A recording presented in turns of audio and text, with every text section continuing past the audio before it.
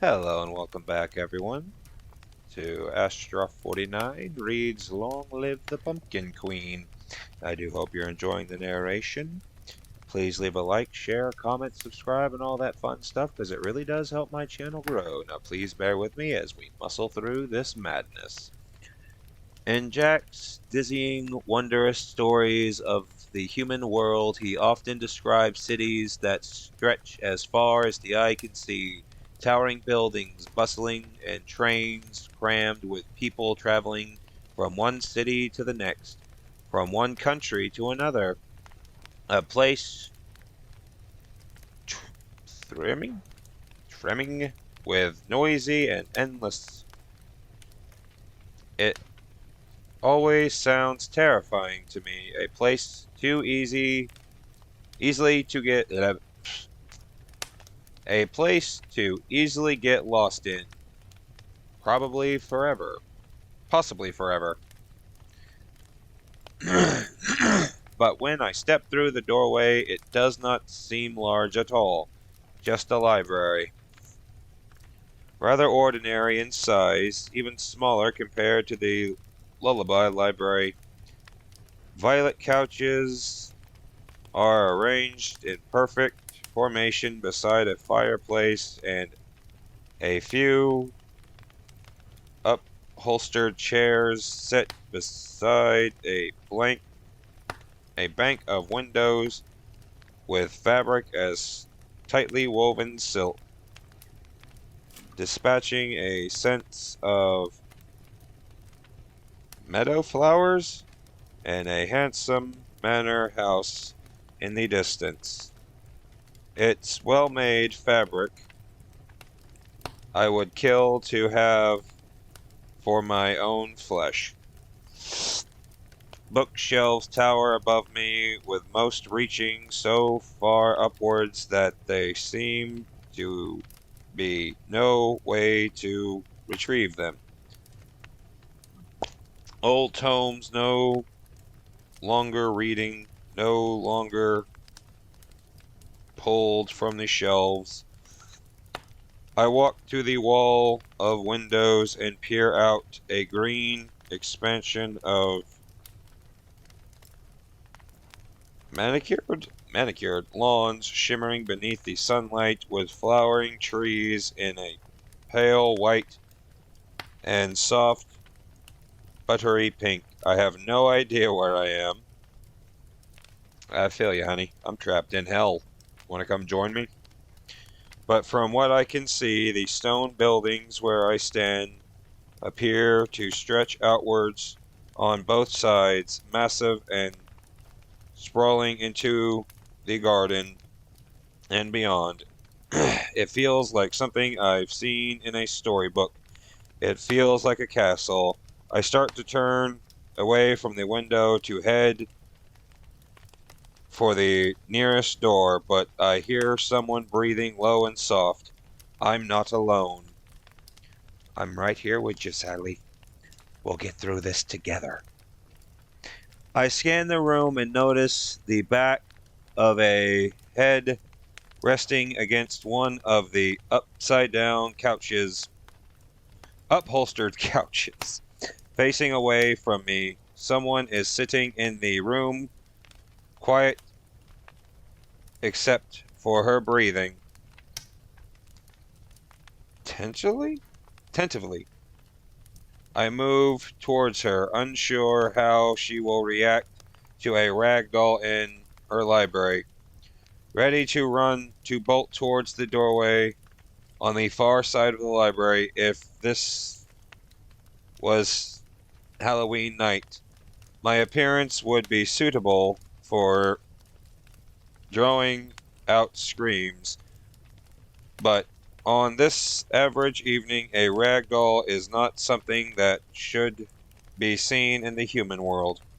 As I get closer, I notice that she's more slumped than seating, shoulders dropped, cheekbones slacked, and what I see next makes my stomach drop, a painful jolt. My head starts to swim, a fine layer of white sand covering her short gray hair, still pinned and coiled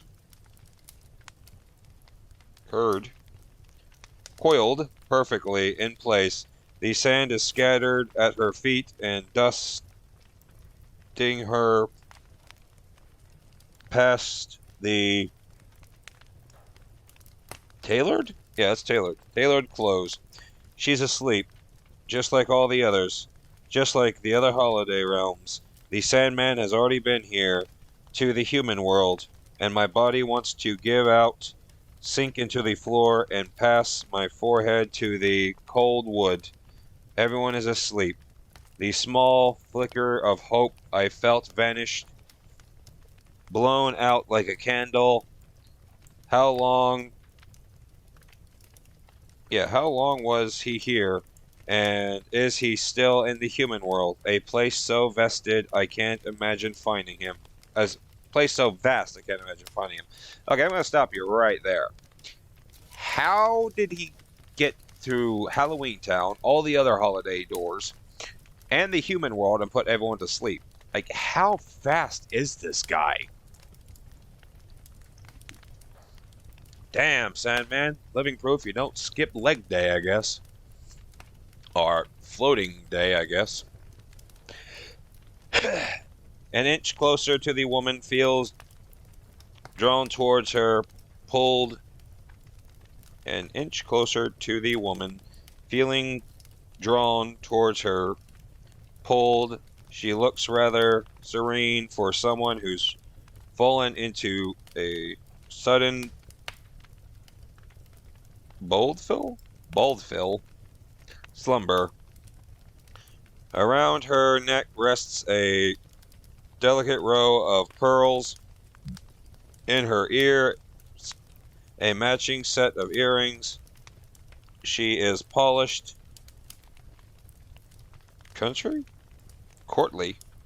A woman who surely doesn't comb her own hair or place her own shoes on her feet. A woman who is tended to. She could just have good hygiene and takes good care of herself, Sally. I know I should leave, find the closest cemetery, and slip back into Halloween Town. I need to go back, make the potion, and then somehow find the Sandman. But I feel captivated by this woman, intrigued by her neatly arrayed dress and this seemingly private room where she sits.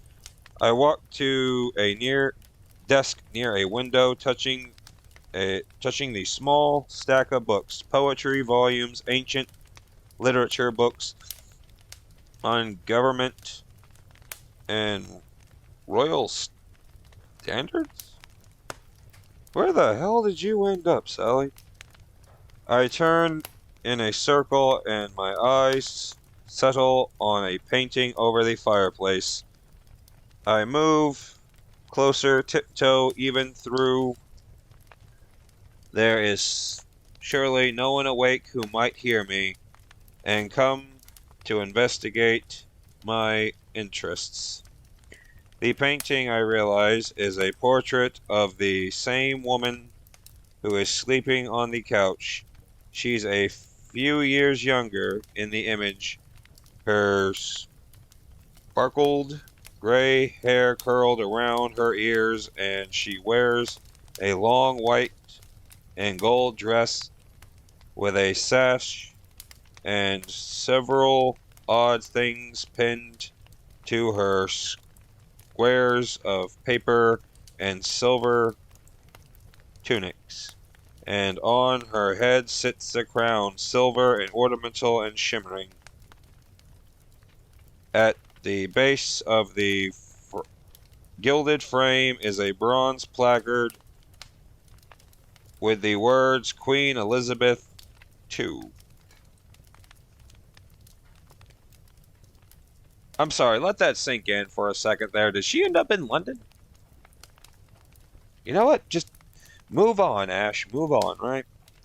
At the bottom of the I glance back at the woman and then around the library. Before I left Dreamtown, my father said I need to think of the name of a town where I passed through the doorway, but the only word that kept repeating in my mind, the only words I still can't seem to shake, was Queen. She is in London. And now it seems I've arrived in a library of a queen, while the queen herself sleeps only a foot away. I walk to her and settle carefully onto the cushions beside her. I feel curiosity drawing to her. The elegant title of her the elegant tilt of her chin, even while she sleeps, and the graceful, delicate folds of her hands in her lap, a wedding ring on her left hand. Time stretches out around me. The urgency when which I entered her library briefly dulled. I peer up at the painting again, and although she doesn't appear quite as fused over in her life, that's fused, as she does in the portrait, there is still something about her, a magnificence that cannot be measured in the weight of silk that makes up her gown, or the jewels draped over her pale human skin. She has the soul of a queen, sleeping or not, adored by ordinate and bejeweled or not. It's in the breath that rests in her delicate lungs, the refined features of her face, the frameness of her jaw. She's this distinguished and stately and noble. I suppose people are just born with it in their veins, but I wasn't. My queen title came later, burdened and heavy and unnatural. I'm going to stop you right there because, yes, old royalty is literally bred to the point of like freaking dogs. You can't tell them apart. Look it up. There was a Russian king and duke who could not be told apart despite the fact they were cousins. Look that up. Ugh. Yet my gaze kept flickering from the painting and back to her, trying to see something, the in-between part of her, that hidden true part. If only she was awake, I could ask her what it feels like to be a queen in the human world. Overrated and unfulfilling. If she feels suffocated at times by her duties, by the glances and stares she receives from the people of her town, if they have ever looked at her as as though she's not quite good enough, I would ask her how long she has been queen and if she wants this role or if it was handed to her, forced on her. I wanted to know the story of her life. On the oval-shaped coffee table sits a pot of tea gone cold, a delicate daisy-studded teacup beside it, the liquid inside half consumed. The scent is faint of lemons. It feels like such a normal thing to be sitting and drinking tea in a library. Pleasantly normal. She is a woman who could just as easy be a grandmother, who might bake cookies on Saturday morning and knit scarves for her grandchildren well into the night. Maybe she is all those things and also a queen. Maybe she can be both, a queen with a crown, her portrait hung on the wall and a grandmother. A woman. Maybe I can be both too. A rag doll and a pumpkin queen. In control of her own life, her own royal title. A queen doesn't allow the severity to overshadow the rag doll she's always been. I place my soft hands against the queen, only gently, for fear I'm not supposed to, but I want to feel the humanness of her skin, to know that she is real and that even a queen has blood running through her veins, like any other mortal. You might have a problem here, Sally, or you might be developing a flesh fetish. A queen touching another queen's hand. I swear I can feel the nobility of her through her skin like a golden shimmering light, the strength of a woman who has seen many things, overcome much in her long life, a woman who was meant for the role, yet I'm certain that not every princess or duchess or queen has felt like they belong. Not every crown worn inside this library, this castle, has felt steady or sure on the heads where they set. Perhaps the crown has set heavier on some heads than others, threatening to break them or reshape them into something else, something even mightier. I settle down, everything rumbling inside me, the hurt and the fear and the gut-churning doubt. I wonder if I can be shaped into something strong, too, sturdier, resilient, even if my seams can be broken. That doesn't mean I will be. I draw my hand away, allowing myself to smile just a little. Thank you, I whisper to the Queen, Queen Elizabeth II. Of some realm, some city within the human world, I stand up from the couch, looking back at her one last time. I can save Jack and the others. I will also be saving her, a queen who will never know that she met the Pumpkin Queen while she slept, or was brought back from the dreamless slumber because of me. I crossed the library to the set of doors, taking in a breath, stirring the leaves in my chest, and step out into the grand hall inside of a castle much larger than I expected.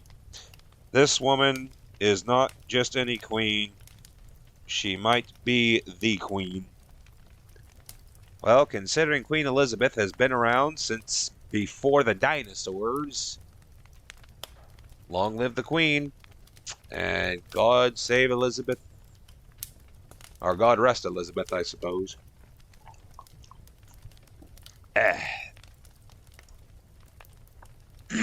It's raining outside when I finally make my way through the library halls of the castle and step out into the darling, dreary, drearily day. I leave through tall metal gates,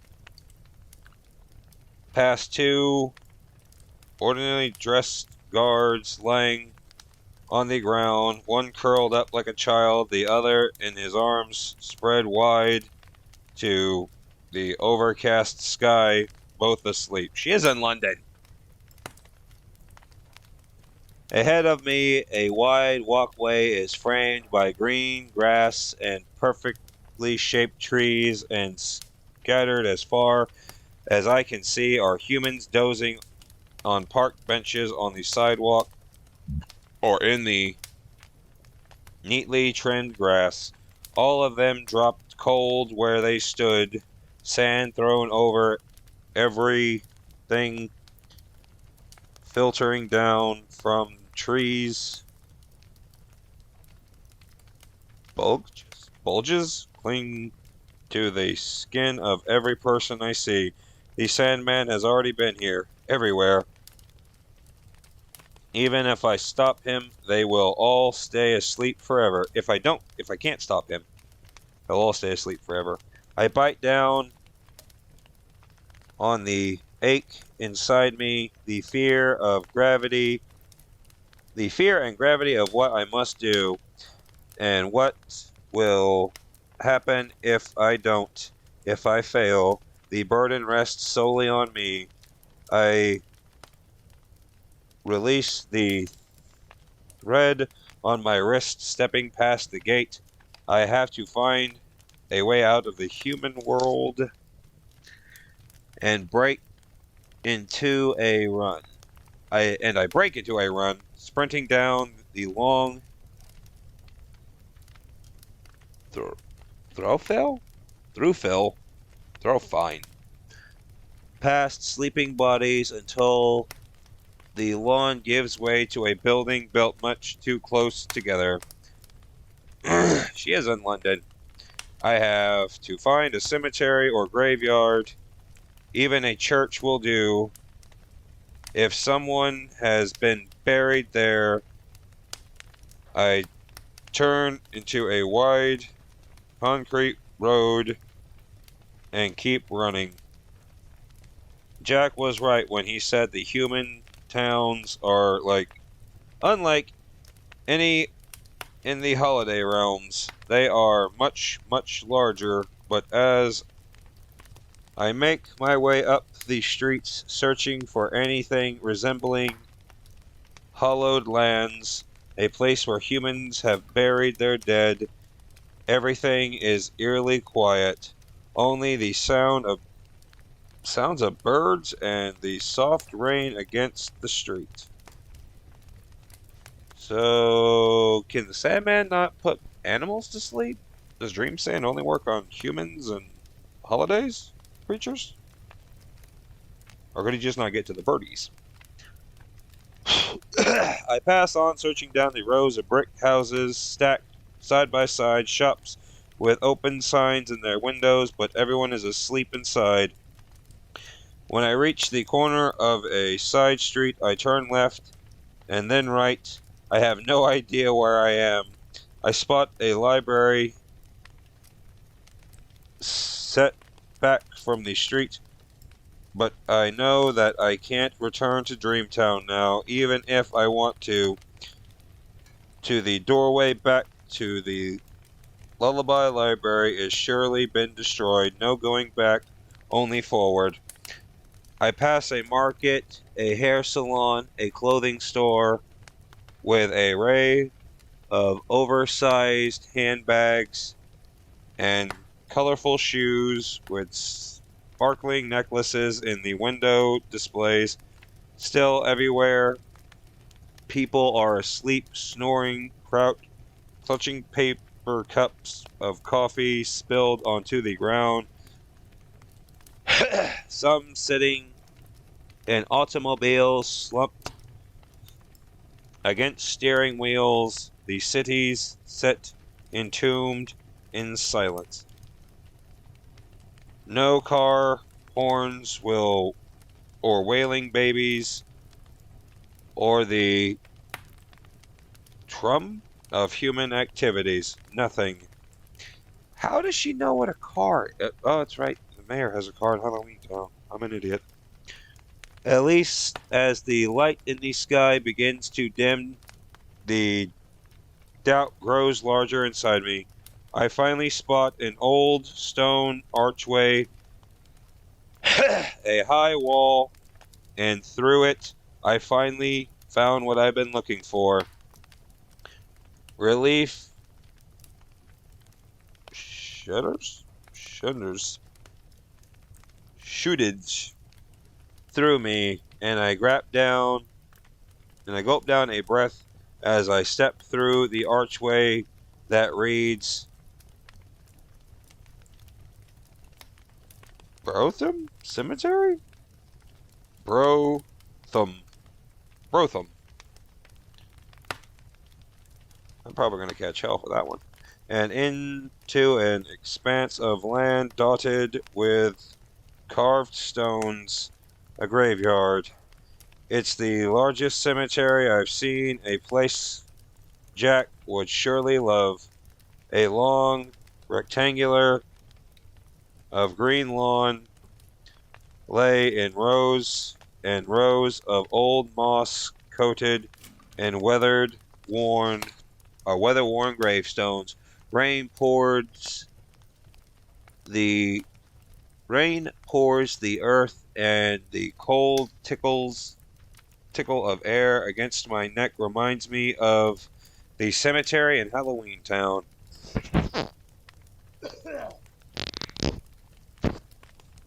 Sorry about that. A feeling that exists in every cemetery.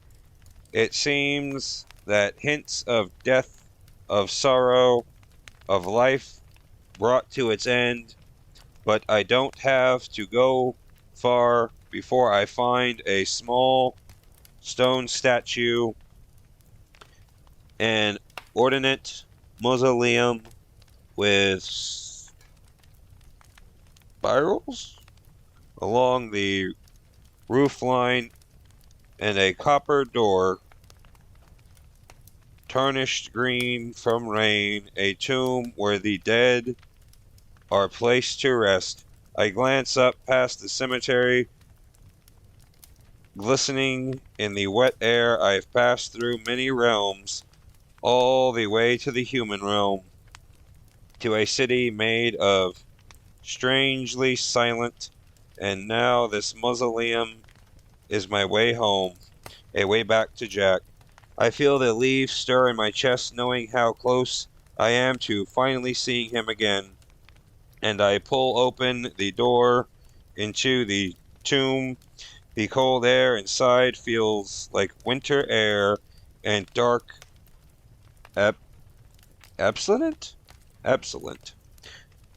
I swallow down the anxiety and fear beating against my threaded seams, and I step through the mausoleum door into the cold, dark, thinking of home. And when I step out the other side, through the dim, lightless burial chambers, I emerge into the familiar cemetery. I'm back in Halloween Town. Okay, that is the end of chapter 16. We're picking up 17 in the next episode. Please like, share, subscribe, all the YouTube stuff for me. It really does help.